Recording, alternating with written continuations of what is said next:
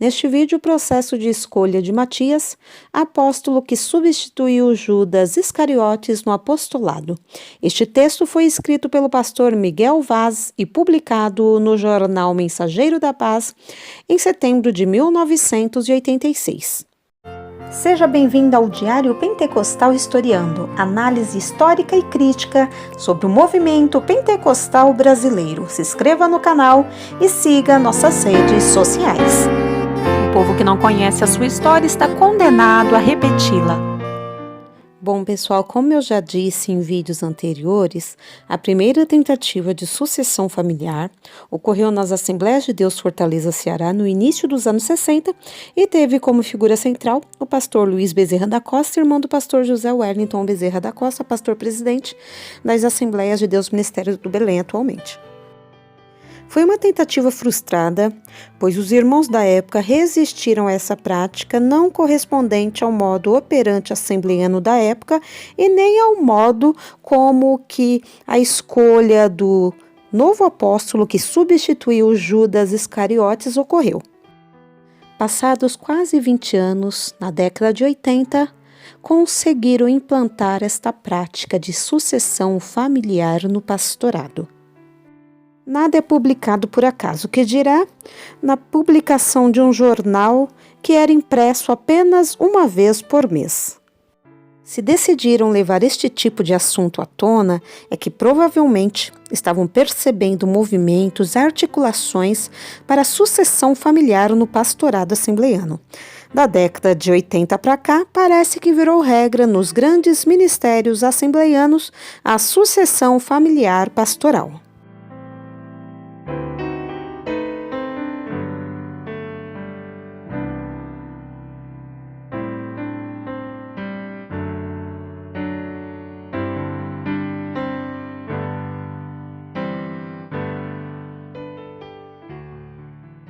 Dividi o vídeo em duas partes para melhor compreensão do assunto. Primeira parte, leitura na íntegra da passagem bíblica sobre a escolha de Matias.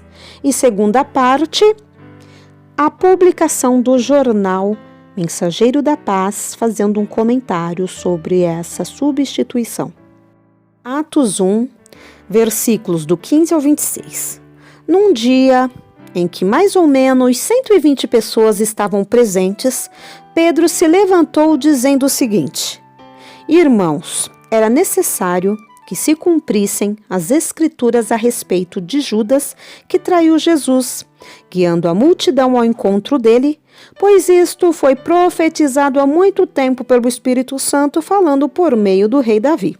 Judas era um de nós escolhido para ser apóstolo, tal como nós fomos. Com o dinheiro que ele recebeu pela traição, foi comprado um campo. O próprio Judas, na sua queda, rebentou-se todo e suas entranhas se esparramaram.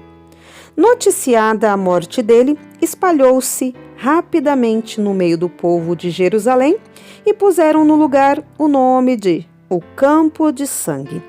A profecia do rei Davi sobre isso aparece no livro dos Salmos, onde ele diz que sua casa fique deserta sem ninguém morando nela, e ainda que o trabalho dele seja entregue para outro fazer. Portanto, nós devemos escolher agora um outro para ocupar o lugar de Judas e unir-se a nós como testemunha da ressurreição de Jesus.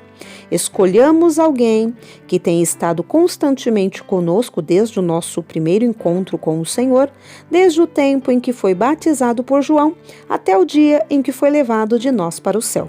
A Assembleia mencionou 2 homens, José Justo, também chamado Barsabás, e Matias. Então todos eles oraram para que fosse escolhido o homem certo. O Senhor, disseram, o Senhor conhece todos os corações. Mostre-nos qual destes homens escolher como apóstolo para substituir o traidor Judas, que se foi para o lugar dele. Depois fizeram um sorteio e então Matias foi escolhido e tornou-se apóstolo como os outros 11. A introdução de Matias no grupo dos 12 vem demonstrar como Deus preserva a recompensa para aqueles que se conservam fiéis, embora sua atuação em favor da obra santa permaneça no anonimato por algum tempo ou por muito tempo. A paciência de Jesus, não escolhendo Matias na ocasião em que separou os outros, viria a concluir que o lugar lhe pertencia de direito, embora que de fato estivesse sendo exercida por uma pessoa que não honrava a escolha. A permanência de Judas Iscariotes como apóstolo, até quando ele se revelou traidor, foi sem dúvida a prova da longanimidade de Deus e a prova de que ele está sempre pronto a dar uma oportunidade ao homem e até conduzi-lo à situação de destaque, a posições de honra e de confiança.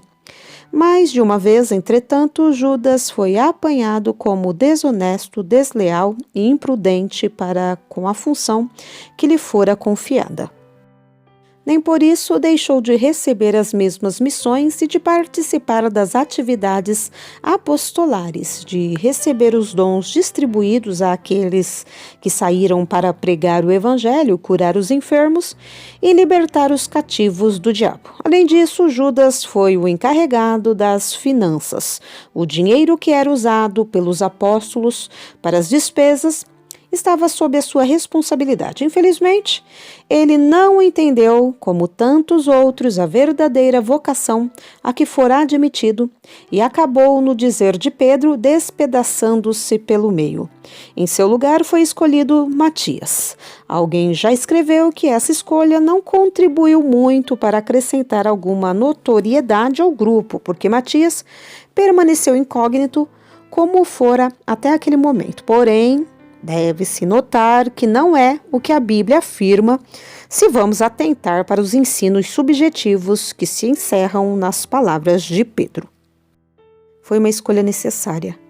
Pedro considerava a escolha de mais um para recompor a companhia como um ato necessário e a consequente admissão de Matias veio confirmar que todos os presentes, que na ocasião somavam 120, concordavam com essa necessidade. Não encontramos qualquer voto contrário, qualquer discordância, qualquer sugestão para que permanecessem apenas os 11, mas toda a igreja compreendeu a necessidade do apóstolo que faltava. Matias era um dos pioneiros. Pedro disse que o homem a ser escolhido deveria sair do que com eles conviveram todo o tempo em que Jesus esteve entre eles. Portanto, Matias não era um recém-chegado, um neófito desinformado, mas um que viera desde o princípio do ministério de Jesus, seguindo-o entre os primeiros. Logo, a sua presença no grupo não era uma usurpação, mas um direito que ele conquistara com a sua perseverança e assiduidade. A exigência de Pedro e da igreja e a admissão de Matias confirmam que ele era daqueles que vieram no início do trabalho, desde a pregação de João Batista, presenciara a ressurreição de Jesus, estivera com ele durante os 40 dias posteriores a esse evento e estava entre os que assistiram à ascensão. Então, desse modo, podemos afirmar que Matias acrescentou muito à pregação dos demais, por confirmar as verdades do ministério de Jesus do princípio até que ele subiu aos céus. Matias não foi escolhido de qualquer maneira. Não foi impingido à igreja pela vontade particular de Pedro ou de qualquer dos irmãos. Repetindo, não foi impingido à igreja pela vontade particular de Pedro ou de qualquer um dos irmãos. Não se intrometeu no apostolado por força de injunções políticas ou financeiras, contrariando as determinações da igreja. Não se intrometeu no apostolado por força de injunções políticas ou financeiras, contrariando as determinações da igreja. ele concorreu com outro que tinha as mesmas qualificações, que poderia ter sido escolhido em lugar dele, inclusive que era conhecido por 2 nomes, um dos quais coincidia com o nome daquele que se retirara, Atos 15, 22, e era ainda reconhecido por todos como justo. O processo de escolha e aceitação também não foi feito apressadamente, mas decorreu de consulta a Deus em oração. Não se lê que Barsabás reclamasse para si aquela posição, ou que se agastasse, que tentasse apontar alguma falha do seu concorrente, mas esteve sóbria e cristamente de acordo com a decisão tomada pela igreja. Então, a posição de Matias, ocupando o lugar de Judas, que desprezara, não era uma posição qualquer. Ele teria que demonstrar o oposto de tudo o que Judas representara e passaria a representar dali por diante. A sua fidelidade deveria cobrir a infidelidade de Judas. A sua perseverança deveria empanar a fuga do apóstolo incongruente. A sua honestidade deveria sobrepujar o do Iscariote. A sua verdade e o seu testemunho deveria suplantar as mentiras e a falsidade daquele que se enforcara. E somente Jesus, conhecedor dos corações, poderia fazer de Matias uma testemunha tão eficaz. Somente Deus poderia aceitá-lo, admiti-lo naquele ministério e apostolado, cuja pregação atravessaria os séculos, chegando até nós como verdade e motivo de conversão. Por que esse processo de escolha? Muitos perguntam por que a igreja aceitou o lançamento de sortes e o seu resultado favorável a Matias como resposta de Deus. Primeiro, porque o lançamento de sortes era um fato comum entre o povo. Segundo, porque não havia ainda a manifestação profética, uma vez que ela aconteceu algum tempo depois. Terceiro, porque Deus, na sua eterna sabedoria, revelou aquele gesto aos discípulos do qual ninguém discordou ou achou impróprio. Além do mais, uma profecia naquelas circunstâncias poderia aparecer da carne e lançar dúvidas sobre o acontecimento. Vemos ainda que, com todas as qualificações de Matias, com a confirmação da igreja, vemos ainda que, com todas as qualificações de Matias, com a confirmação da igreja sobre a sua idoneidade, com a oração e apelo de Pedro diretamente ao Senhor e com o lançamento de sortes, ainda assim, a igreja teve a última palavra.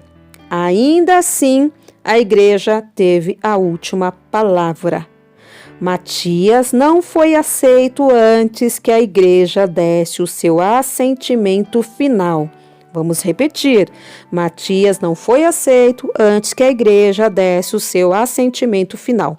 Fosse assim, talvez não tivéssemos tanta confiança na palavra de Deus e na doutrina dos apóstolos.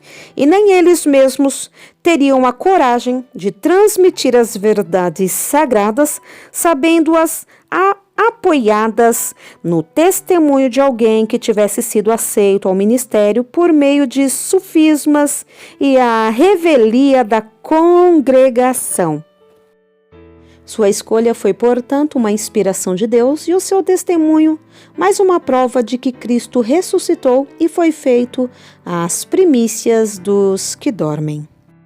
Dividi o vídeo em 2 partes para melhor compreensão do assunto. Primeira parte, leitura na íntegra da passagem bíblica sobre a escolha de Matias. E segunda parte, a publicação do jornal Mensageiro da Paz, fazendo um comentário sobre essa substituição. Atos 1, versículos do 15 ao 26. Num dia em que mais ou menos 120 pessoas estavam presentes, Pedro se levantou dizendo o seguinte: Irmãos, era necessário que que se cumprissem as escrituras a respeito de Judas, que traiu Jesus, guiando a multidão ao encontro dele, pois isto foi profetizado há muito tempo pelo Espírito Santo, falando por meio do rei Davi. Judas era um de nós escolhido para ser apóstolo, tal como nós fomos. Com o dinheiro que ele recebeu pela traição, foi comprado um campo. O próprio Judas, na sua queda, rebentou-se todo e suas entranhas se esparramaram. Noticiada a morte dele, espalhou-se rapidamente no meio do povo de Jerusalém e puseram no lugar o nome de O Campo de Sangue. A profecia do rei Davi sobre isso aparece no livro dos Salmos, onde ele diz: que sua casa fique deserta sem ninguém morando nela, e ainda que o trabalho dele seja entregue para outro fazer. Portanto, nós devemos escolher agora um outro para ocupar o lugar de Judas e unir-se a nós como testemunha da ressurreição de Jesus. Escolhamos alguém que tenha estado constantemente conosco desde o nosso primeiro encontro com o Senhor, desde o tempo em que foi batizado por João até o dia em que foi levado de nós para o céu.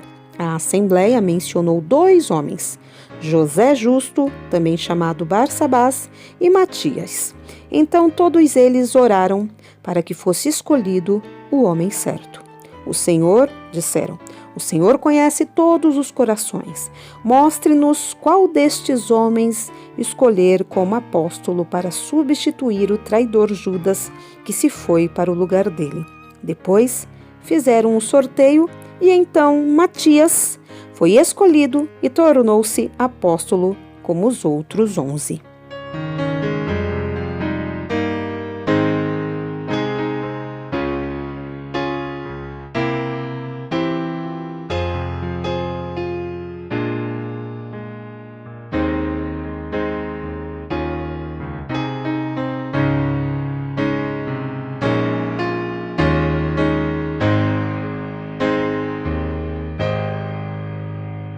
Porque nada podemos contra a verdade, senão pela verdade. Segunda carta aos Coríntios 13:8.